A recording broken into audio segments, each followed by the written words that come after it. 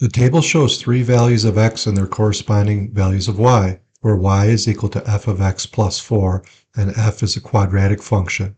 What is the y-coordinate of the y-intercept of the graph of y equal f of x in the xy plane? All right, let me show you how to use Desmos to do this type of problem. All right, here's how to use Desmos to solve this. First off, we're going to define f of x as a quadratic, so we're going to use ax squared plus bx plus c.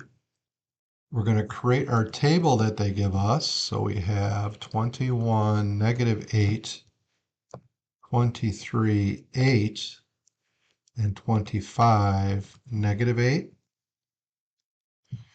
And then what we're going to do is we're going to say y sub 1 tilde and f of x sub 1 plus 4. So what this is doing, it's finding the a, b, and c values using those points that I'm given in the table to find the best correlation a, b, and c values. So that means now our f of x is what we want. So we want the y-intercept. So we can say f of 0, and we get our answer of negative 2,112. Okay, I hope that was something that was useful for you using Desmos. Thanks for watching. Please like and subscribe.